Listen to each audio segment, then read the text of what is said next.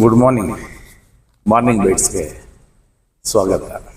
ಇವತ್ತಿನ ವಿಷಯ ಕೈಲಾಗದವನ ಕೊನೆಯ ಅಸ್ತ್ರ ಅಪಪ್ರಚಾರ.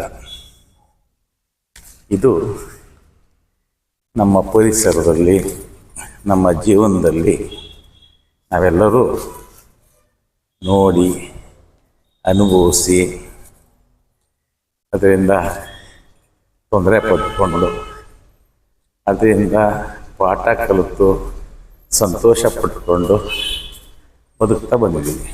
ಯುದ್ಧ ಮಾಡೋನಿಗೆ ಅಸ್ತ್ರ ಬೇಕು, ಆದರೆ ಕೈಲಾಗಿದ್ದವನಿಗೆ ಅಪಪ್ರಚಾರನೇ ಅವನ ಅಸ್ತ್ರ.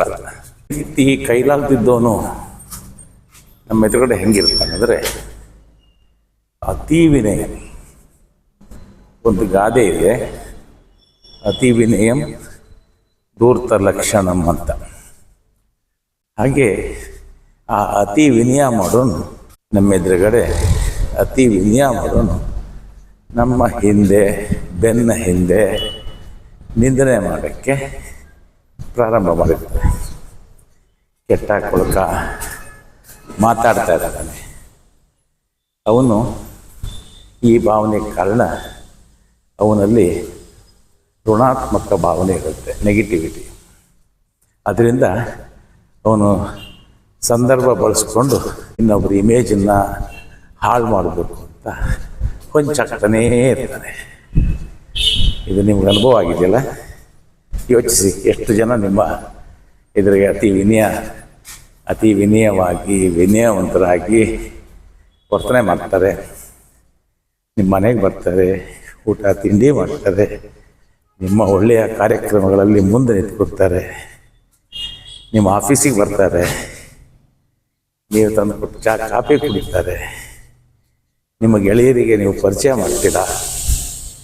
ಯಾರೋ ಸೆಲೆಬ್ರಿಟಿಗಳು ಬಂದರೆ ಸೆಲ್ಫಿ ತಗೊಂಡು ಅವರ ಫೋನ್ನಲ್ಲಿ DP ಹಾಕ್ಕೊಡ್ತಾರೆ. ಅಷ್ಟೆಲ್ಲ ಮಾಡಿದವನು ಈ ರೀತಿ ಹೊಚ್ಚ ಹಾಕಿ ನಿಮ್ಮ ಇಮೇಜ್ ಹಾಳು ಮಾಡೋಕ್ಕೆ ಪ್ರಯತ್ನ ಪಟ್ನ ಇವನು ಅಂತ ನಿಮ್ಗೆ ಆಶ್ಚರ್ಯ ಆಗಿರುತ್ತೆ ಅಲ್ವಾ? ನಾನೆಲ್ಲ ಸರಿ ಇರ್ತದೆ. ಇಂಥವ್ರು ನಿಮ್ಮ ಹತ್ರ ಪ್ರಶ್ನೆ ಕೇಳಿ ಅವರ ಅನುಮಾನವನ್ನು ಪರಿಹರಿಸಿಕೊಳ್ತಾರ ಅಥವಾ ಅವರೇ ಆ ಸಮಸ್ಯೆ ಪರಿಹರಿಸ್ಕೊಳ್ಳೋಕ್ಕೆ ಪ್ರಯತ್ನ ಮಾಡ್ತಾರೆ? No chance. ಅವ್ರ ಮೈ ತುಂಬ ನೆಗೆಟಿವಿಟಿ, ಋಣಾತ್ಮಕ ಅಂಶಗಳು ಅವರಲ್ಲಿ ತುಂಬಿಕೊಂಡಿರುತ್ತೆ. ಹಾಗಾಗಿ ಅವರು ಅಂತಹ ಪ್ರಯತ್ನಗಳನ್ನು ಮಾಡಲ್ಲ. ಆದರೆ ಸಮಯ ಸಂದರ್ಭ ಬಳಸಿಕೊಂಡು ಅವರು ನಿಮ್ಮನ್ನು ಅಪಪ್ರಚಾರ ಮಾಡೋದಕ್ಕೆ ಧುಮುಕಿ ಬಿಡ್ತಾರೆ, ಯೋಚಿಸೋದೇ ಇಲ್ಲ. ನಂತರದ ಪರಿಣಾಮ ಅವರಿಗೆ ಕೂಡ ಗೊತ್ತಾಗಬೇಕಾದ್ರೆ ಕಾಲ ಮಿಂಚೋಗಿರುತ್ತೆ. ಈ ಸ್ವಭಾವ ಹೆಚ್ಚಾಗಿ ಯಾರನ್ನೂ ನಂಬದೇ ಇರೋಂಥವರಲ್ಲಿ ಮತ್ತು ಯಾರಲ್ಲಿ ಕೀಳರಿಮೆ ಹೆಚ್ಚು ತುಂಬಿಕೊಂಡಿರುತ್ತೆ. ಮತ್ತು ಯಾರು ಸ್ಪರ್ಧೆ ಮಾಡಿ ನ್ಯಾಯೋಚಿತವಾಗಿ ಗೆಲ್ಲಲಿಕ್ಕೆ ಸಾಧ್ಯ ಇರೋಲ್ಲ ಅವರಲ್ಲಿ ಹೆಚ್ಚು ಕಂಡುಬರುತ್ತದೆ. ಇದು ಆ ಕಾರಣದಿಂದಲೇ ಅತಿ ವಿನಯವಂತರಾಗಿರ್ತಾರೆ.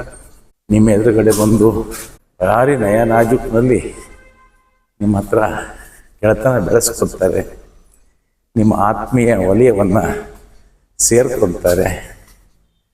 ನಂತರದಲ್ಲಿ ಇಂತಹ ಕೆಲಸವನ್ನು ಮಾಡ್ತಾ ಇರ್ತಾರೆ. ಇದು ಒಂದು ಮಾನಸಿಕ ರೋಗ ಅನ್ನೋದು ವೈಜ್ಞಾನಿಕ ಕ್ಷೇತ್ರದಲ್ಲಿ ಸಾಬೀತಾಗಿದೆ. ಇಂಥವರು ಯಾವ ಕಾಲದಿಂದನೂ ಇದ್ದಾರೆ. ಅವರು ಎಷ್ಟು ಕಾಲದಿಂದ ಇದ್ದಾರೆ ಅನ್ನೋದಕ್ಕೆ ಮಿತ್ರದ್ರೋಹ ಇಂತಹ ಕಥೆಗಳನ್ನು ನಾವು ಭಾಳ ಹಿಂದೆ ನೀತಿ ಪಾಠಗಳಲ್ಲಿ ನೋಡಿರ್ತೀವಿ. ಆ ನೀತಿ ಪಾಠಗಳಲ್ಲಿ ಇಂತಹ ವ್ಯಕ್ತಿಗಳೇ ಕಥಾನಾಯಕರಾಗಿರ್ತಾರೆ. ಆಮೇಲೆ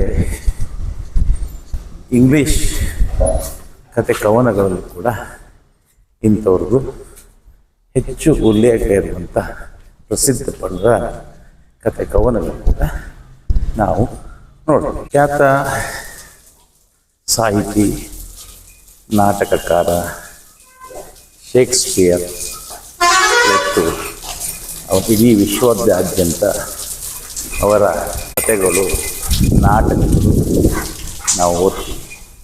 ಪಠ್ಯ ಪುಸ್ತಕದಲ್ಲಿ ಕೂಡ ಅದಿದೆ. ಅದರಲ್ಲಿ ಎಲ್ಲ ಕಡೆಯೂ ಇದೇ ವಿಷಯ. ಕೈಲಾಗದಿದ್ದವನ ಕೊನೆಯ ಅಸ್ತ್ರ ಅಪಪ್ರಚಾರ. ಅದರಿಂದ ಕೆಲವೊಂದು ಸಂದರ್ಭಗಳಲ್ಲಿ ಕೆಲವು ಕುಟುಂಬಗಳಲ್ಲಿ ವಿವಾಹ ವಿಚ್ಛೇದನಗಳಾಗುತ್ತೆ. ಗಂಡ ಹೆಂಡತಿ ಕೂಡಿ ಬಾಳಕ್ಕಾಗಲ್ಲ. ಈಗ ನಾಗರಿಕ ಸಮಾಜ ಇರೋದ್ರಿಂದ ಕೊಲೆ ಸುಲಿಗೆ ಆಗದೇ ಇರ್ಬೋದು. ಆ ಕಾಲದಲ್ಲಿ ಅದು ಆಗ್ತಿತ್ತು. ಹೀಗಾಗಿ ಶೇಕ್ಸ್ಪಿಯರ್ಗೂ ಕೂಡ 400-500 ವರ್ಷದ ಹಿಂದಿನ ಸಮಯದಲ್ಲಿ ಇಂಥವರೇ ಒಳ್ಳೆಯ ಕಥಾನಾಯಕರಾಗಿದ್ದರು. ಈಗಲೂ ಕೂಡ ಶೇಕ್ಸ್ಪಿಯರ್ ಕತೆ, ನಾಟಕ ಆಧರಿಸಿ ಸಿನಿಮಾಗಳು ಬರುತ್ತೆ. ಬಾಕ್ಸ್ ಆಫೀಸಲ್ಲಿ ಸಕ್ಸಸ್ ಆಗುತ್ತೆ. ಇಂಥದ್ದನ್ನು ನಮ್ಮ ಹಳ್ಳಿಗಳಲ್ಲಿ ನಾವು ನಿತ್ಯ ನೋಡ್ತೀವಿ.